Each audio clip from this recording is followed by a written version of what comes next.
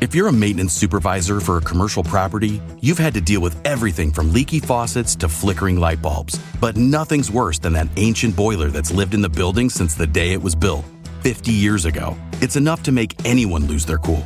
That's where Grainger comes in.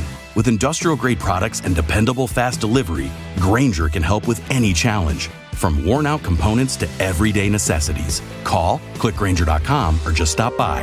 Grainger, for the ones who get it done. Other shows we have for you to enjoy at myclassicradio.net. The Avengers was most certainly not a household name in South Africa prior to the radio series. With no national television service until 1976, the mechanism simply was not present in the country to show television programs to mass audiences. While many other countries reveled in the filmed adventures of John Steed and company, South Africa was not equipped to join in the fun. The series took Britain by storm and made a major impression in the American markets, being that greatest of rarities, a British series given a network transmission slot. However, as a filmed series, rather than a videotaped one, The Avengers was able to gain a modicum of exposure in South Africa through film rentals. Come and listen at myclassicradio.net. The National Broadcasting Company delays the start of this program to bring you a special bulletin. From the NBC Newsroom in New York, Henry L. Stimson, former Secretary of State and Secretary of War, is dead at the age of 83. Stimson died at his home in Cold Spring Harbor, Long Island. Keep tuned to your NBC station for the later news. The National Broadcasting Company presents Counter Spy.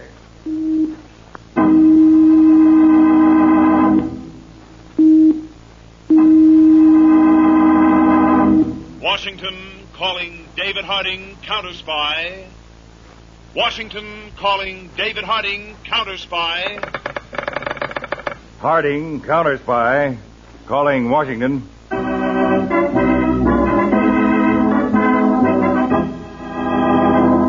United States Counter Spies, especially appointed to investigate and combat the enemies of our country, both at home and abroad. These Counter Spy reports to the American people are brought to you each Friday night. Tonight, Case of the Curious Conspiracy.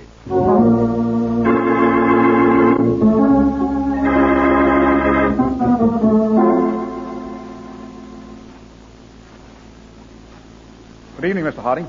Evening, Conway. Through this door, Chief. No, thank you.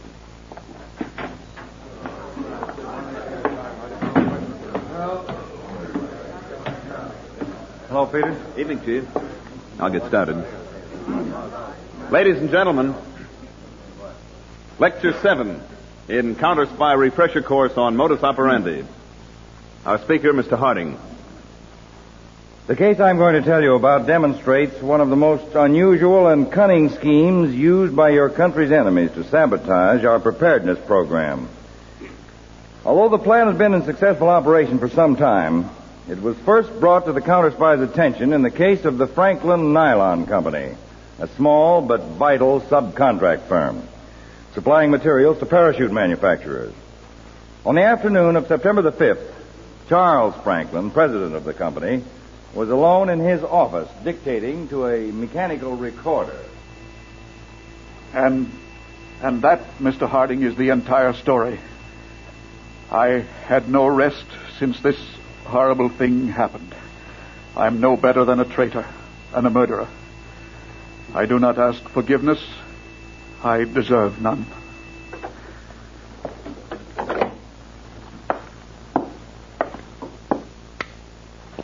Yes, Mr. Franklin? Will you please come right in, Miss Brewster?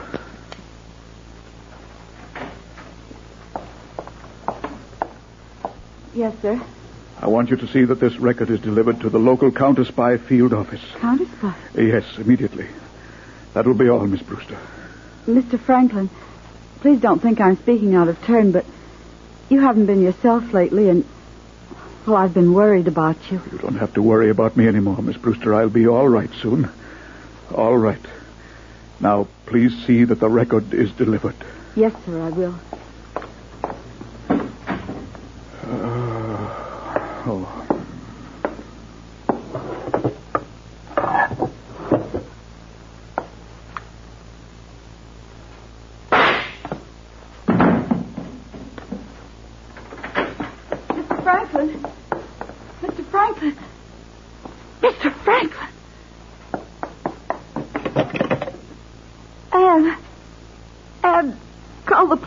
away. Mr. Franklin has just shot himself.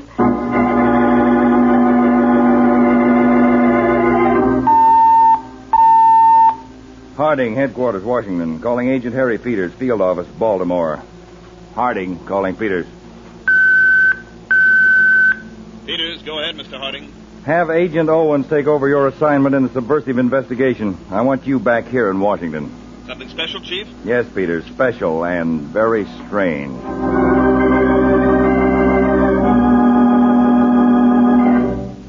Well, Mr. Harding, from what I've heard so far of that recorded confession of Mr. Franklin's, I don't find anything so strange about it or special. Yes, that's right, Peter. So far, it runs along the usual course. A businessman falls in with a scheme to get extra allotments of critically short material. So after a while, this larceny in Franklin's heart goes to the conscience in his head, and he takes his life. The usual pattern. But now we'll get to the unusual, the rest of the record.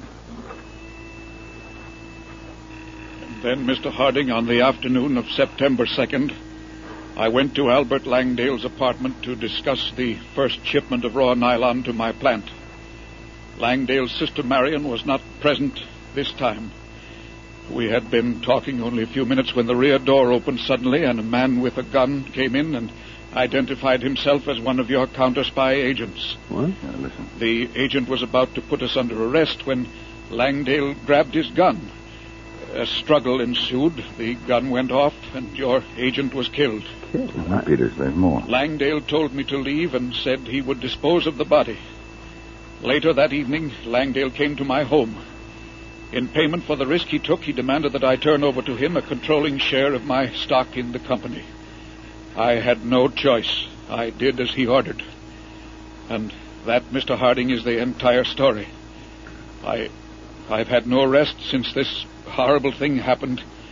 I'm no better than a traitor and a murderer. I do not ask forgiveness. I deserve none. Well, Peters? Strange is right. We've no previous record of this case, have we? None at all. Certainly none of our agents has mysteriously disappeared. Blackmail by a phony murder setup. Old as the hills. Yes, and as old as espionage and sabotage. What do you mean, Chief? Well, we're not just dealing with ordinary blackmail. Look at the aspects of this case, Peters. The Franklin Nylon Company supplies material to parachute manufacturers. Well, the way I see it, this is a scheme planned by foreign agents to sabotage our war industry. You're certainly giving it a big build-up, Chief. Well, I don't think out of proportion to its importance. But I'm sure that Langdale, or whatever his real name is, and his sister Marion have probably worked this scheme on other businessmen. Now, Peters, I want a teletype sent out immediately to all field offices. Gotcha. To track down any sudden transactions of controlling stock in subcontracting firms. Right. I have an idea that will eventually lead us to Albert Langdale, his sister Marion, and their latest victim.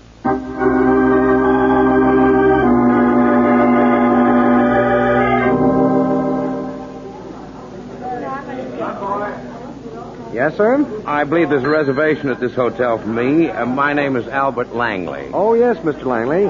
Please sign here, sir. Miss Langley is down the hall from you, just a few doors. Oh, good. She asked me to notify her as soon as you arrived. I'll call her now, sir. Thank you, but if you don't mind, I'd rather surprise my sister.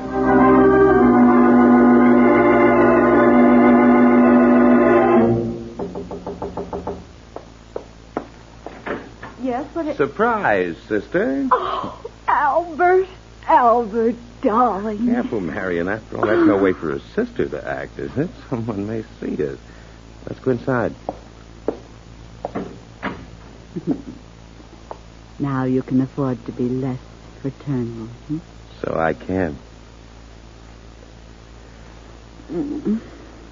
Now, about our latest prospect.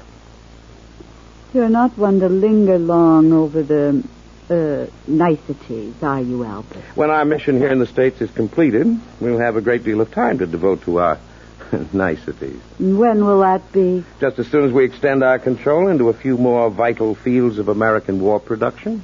Oh, I meant to tell you. I read about Charles Franklin committing suicide. I read the same thing. You're not worried about it? Worried, darling? Don't be foolish. I only wish our other clients had taken the same course. Now, to get to the latest prospect. Well, he's a manufacturer of small metal parts for radio and radar equipment. Radio and radar. Excellent, Marion. His name's Vincent Scott. Married? Yes. Oh. Unhappily married. Oh. I've brought a new light into his life. Vincent Scott would be amenable to a little larceny? I didn't bring you all the way down here for nothing. You've already told Scott about your brother. I told him my brother Albert has excellent connections in the steel and copper industry. Seen a great deal of Scott? Every night for the past 2 weeks.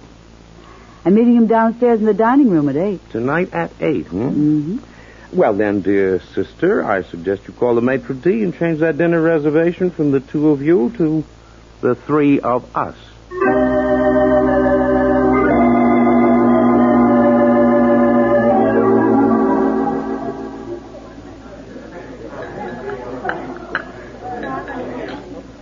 Mr. Langley, I was very surprised when Marion told me you were to have dinner with us here this evening. Well, Mr. Scott, I just stopped by on my way down from Washington. I'm only remaining for a day or two.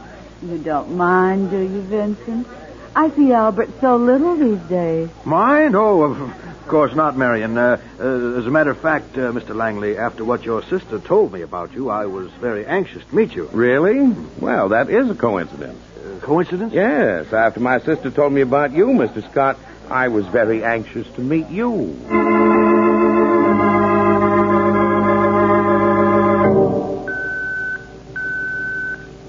Agent Conway, Mason City Counter-Spy Field Office to David Harding, headquarters. Report on war production subcontracting firms.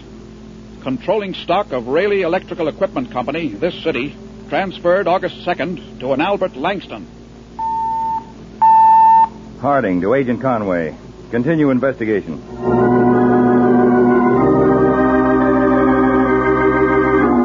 Mr. Harding, Agent Farrell just reported from Caryville Field Office.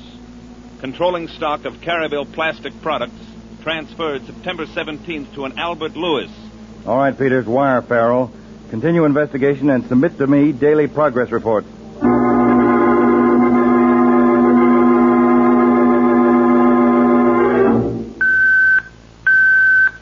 Agent Hudson, Chicago Field Office. To David Harding, headquarters. Controlling stock of Abbey Glass Fiber Company transferred August 30th to an Albert Lamar. Harding to Agent Hudson. Stand by temporarily for further instructions. Will do, Chief.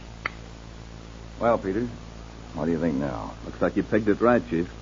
The pattern's there, all right. Yeah. An electrical supply outfit in Mason City, a plastics company in Caryville, and a glass fiber manufacturer in Chicago. And the last victim, the Franklin Nylon Company. Every outfit a small but vital part of our war production. Yes, and examine the names of the new owners of the controlling stock, Peters. Albert Langdale, Albert Langston, Albert Lewis, Albert Lamar. All one and the same person. No doubt about that at all. But where to locate him now? Or the woman who works with him? Yeah, it's going to be tough, I know, but we've got one thing in our favor. Like what? Our understanding of the psychology of people like these. They set up a pattern, it works for them, and they stick to it without major variation.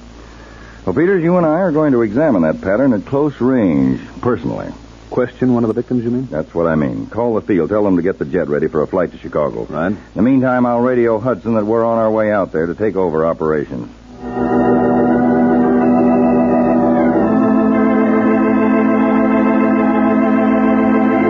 Well, Marion, everything is ready for me to take over operations. You had no trouble selling Scott the idea, Albert? I sell him the idea. Don't be ridiculous. Should know by this time I never operate on such a clumsy level. You let him sell you the idea. Huh? Of course. I merely mentioned my supposed contacts, my ability to procure certain critical materials for my friends. And naturally, you included any friend of your sister's, a friend of your own. Naturally. Albert, you're wonderful. Am I not? And impossibly conceited. Well, I see no reason to be ashamed of my talent. Oh, you. Come here. Wouldn't you like me to kiss you? You know I would. But not like a brother. Oh, why must you spoil everything but...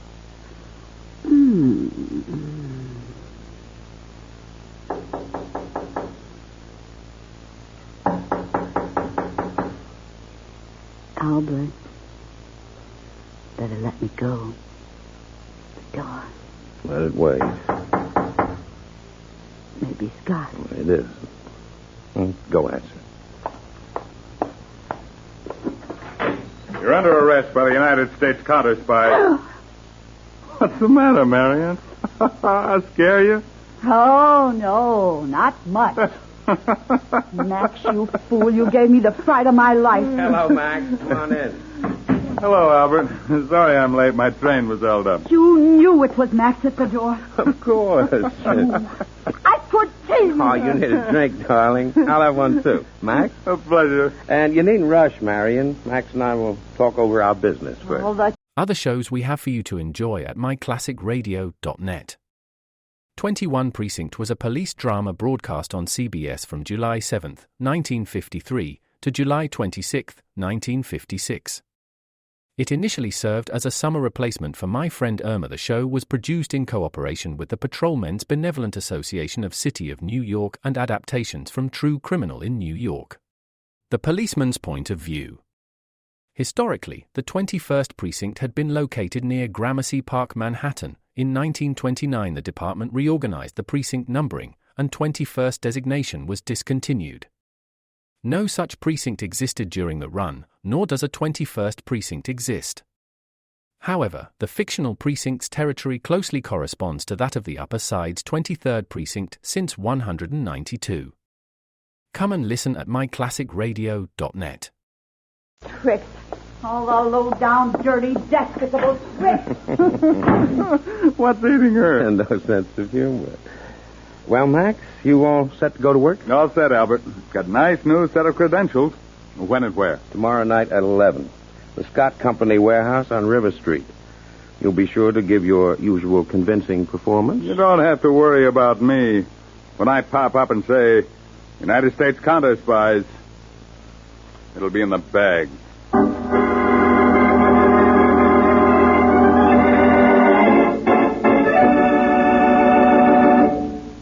You are listening to the case of the curious conspiracy on Counter Spy.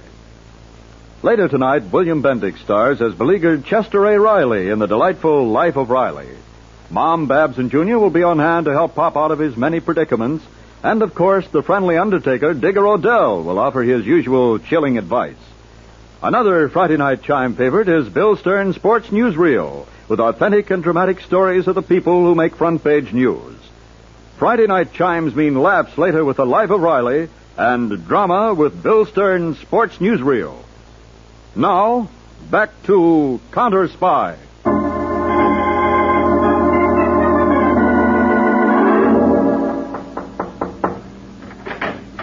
Yes? You're Robert Abbey of the Abbey Fiberglass Company? Yes, that's right. What is it? I'm Agent Peters, United States Counter Spies. You're wanted for questioning. Please come with me.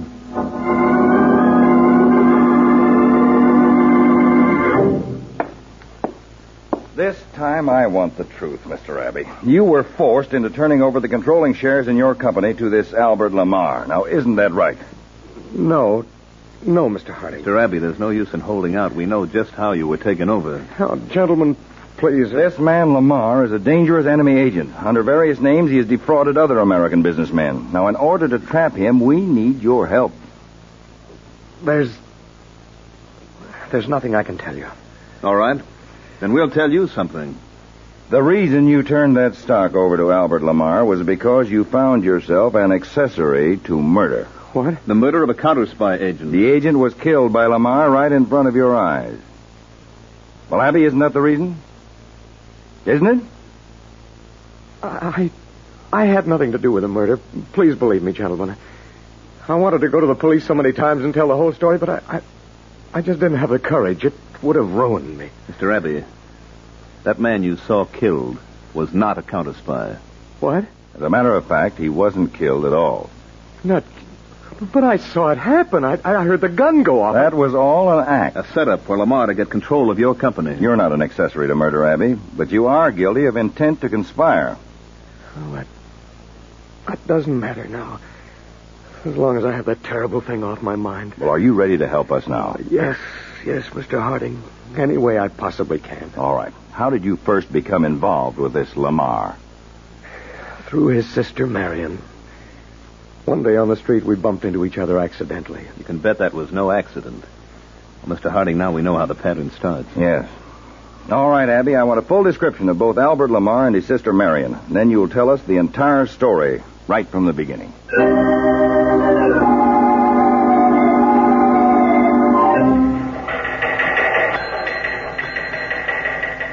From David Harding to all Counter Spy field offices, Blue Alert. Be on the lookout for the following persons. Albert Lamar, alias Albert Langston, alias Albert Langsdale, alias Albert Lewis, and woman posing as his sister Marion. Description follows. Do not apprehend, repeat, do not apprehend these two. As soon as whereabouts are established, notify this headquarters.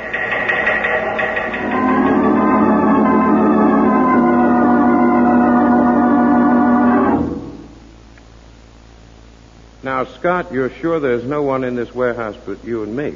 Yes, I'm positive. What's taking them so long? Oh, it's not 11 yet. The truck with the metal will be here on time.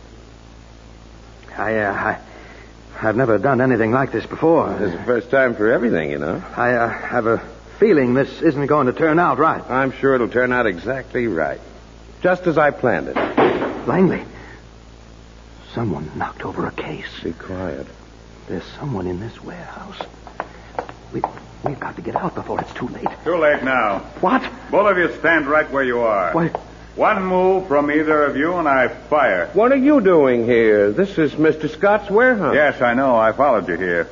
You're both under arrest by the United States Counter Spies. Counter For Spies? conspiracy against the government.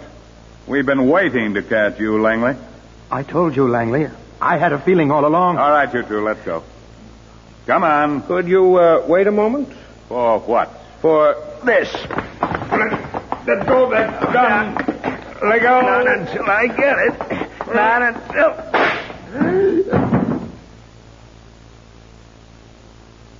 Langley. He's dead. You killed him. The gun went off accidentally. I didn't mean to... You murdered him. Stop it. Yes. Stop talking that way. Yes, you did, yes. You're in this as much as I am. Don't you forget that. Not for a single minute, Scott. What are we going to do? You're in no condition to do anything. Get out of here. Go home. I'll call you later. Yes, but they'll find out. No one will find out anything. I'll get rid of the body. You go home and wait for my call. Don't worry. I'll take care of everything. Now hurry. Get out of here. Yes. All right. All right.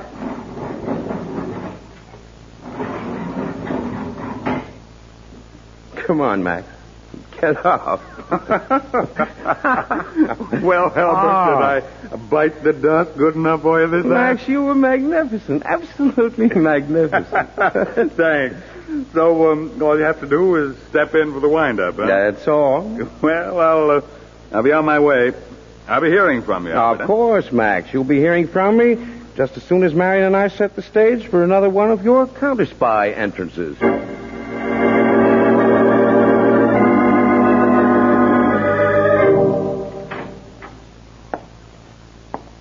Hey, you can't enter this office without knocking first. Who do you think you are? Well, who do you think I am? Mr. Harding. Even had you fooled up, Peter. Dave, what's the idea? Just testing my new makeup. Come on. What's it all about? The gray hair and everything. Yeah, and what about this newly acquired paunch of mine, huh? Would you say, Peters, that I'm a typical successful American businessman, huh? Okay, I say you're a typical successful businessman. Now, how about the whys and wherefores? Our agents located the woman in a Texas hotel. She's going under the name of Marion Lawrence this time. What about her partner, Albert? No sign of him so far, but I anticipate meeting him soon, personally. Oh, now I get it, the disguise. Mm-hmm. Everything's set up for me in Texas. Peter, you are now looking at Mr. David Harrison, president of the D&H Chemical Company. Come on, let's go. After all, can't keep a lady waiting.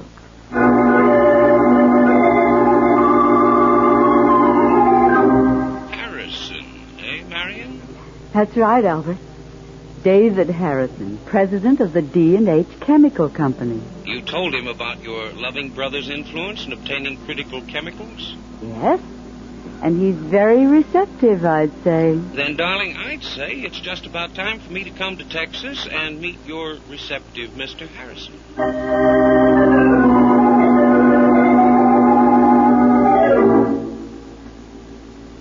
David, I hope you don't mind my bringing Albert along. Oh, not at all, Marion. Mr. Harrison, my sister has written me so many nice things about you. It's a great pleasure to meet you in person. Well, believe me, Mr. Lawrence, the pleasure is all mine.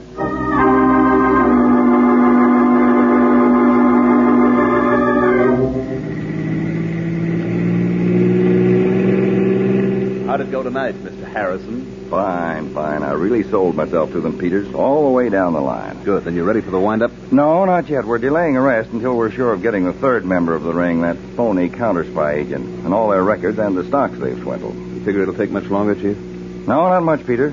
Albert put the bait out on his line tonight. I'll let it wiggle in front of me for another day or so, and then I'll bite.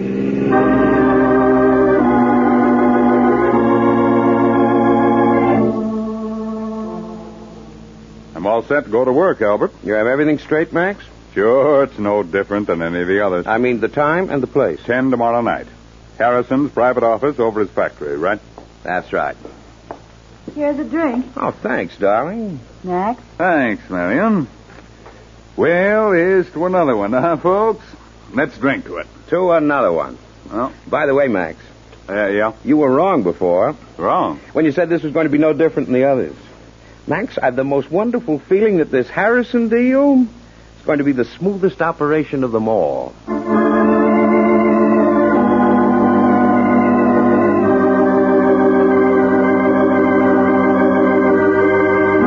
Hey, what time is it, Lawrence? You don't have to stand near that window watching the delivery yard. The truck with the chemicals will be here on time. You don't have to worry, Harrison. Oh, I'm not worried, no. You're not? Not a bit.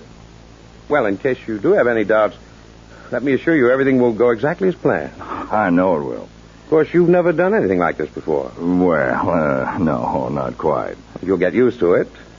And you won't regret meeting me, Harrison. Oh, I know. I'm never going to regret that, Mr. Largo. Hey, nobody'd be ringing me here this time of the night. I didn't tell anybody I'd be here. It may be for me. Yeah, maybe it is. I reckon you better take it then. Hello? Albert, this is Marion. We're in trouble. What? Now listen to me and don't give yourself away. Go ahead. I was in my hotel room. Someone knocked on my door and said he was a counter-spy. I got out the back way just before he broke the door in. Where are you now? At the railroad station. I'm going to get the package out of the locker. All right, I'll meet you there as soon as possible. You may not be able to get away from it. That won't be difficult. You don't understand. He's not Harrison. What? I had a feeling about it. So I phoned the real Mr. Harrison, and he's at home. At home? The man with you must be a counter-spy. Yes. Yes, that must be it. Be careful. Don't worry. I'm sure it can be managed. Yeah. Something wrong, Lawrence? You look upset. Well, I did have some rather disappointing news. I'm sure everything will work out all right. Stand where you are, both of you. Hey. You're both under arrest by the United States counter-spies. Keep your gun aimed right at him, Max. Don't take it off him. Hey, what's this all about? Yeah, I'd like to know, too. It seems, Max, that our Mr. Harrison isn't Mr. Harrison. Isn't that right, Mr. Harrison? I don't know what you're talking about. I'm talking about the fact that you're a counter-spy agent. Marion called. She just escaped arrest. What? She's at the railroad station waiting for us. We've got to clear out fast. Yeah, but what about him? That's right, Albert. What about me? For all we know, this place may be surrounded. I've got bad news for you two. It is. And I've got worse news for you. We're using you to get out. And if we don't make it, you don't live. Nothing doing, Albert. I'm not getting my head blown You're off. doing exactly as I say. Don't you see, you fool? He may be bluffing. What if he isn't? We'll take that chance. You stay right behind him with a gun. Behind him, I said. Okay. Now let's go. Hold it. All right, we'll go down these stairs.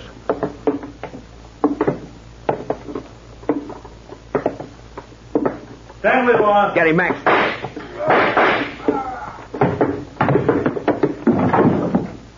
Don't move, Lawrence. Or you get the same as Max. He's not moving, Peters. Sorry I had to wait so long, Chief, but I had to make sure you were out of my line of fire. To be honest, I was getting a little jittery. Marion called, Just as we planned it. Planned? That's right, Lawrence. We let her get away. Harding, Agent Braden just radioed us from the railroad station. They picked up the girl just as soon as she got a package out of a public locker. Everything we wanted in that package, Conway? Everything, sir. Their records and the stocks. Good. Well, Mr. Harding, that winds it up, To put it formally, Lawrence, you and the girl are charged with conspiracy and espionage against the government. And this is no phony. This is an official arrest by the United States counterspies.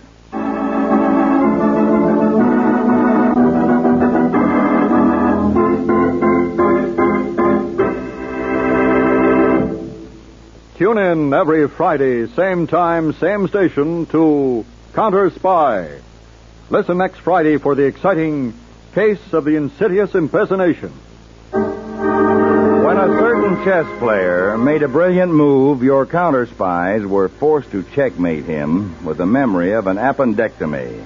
These and other facts will be told for the first time next Friday in Case of the Insidious Impersonation.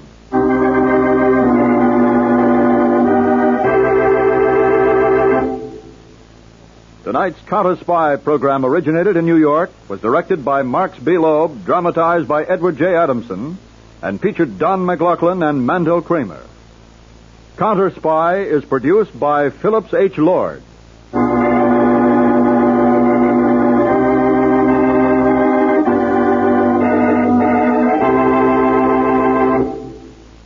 Three chimes mean good times on NBC.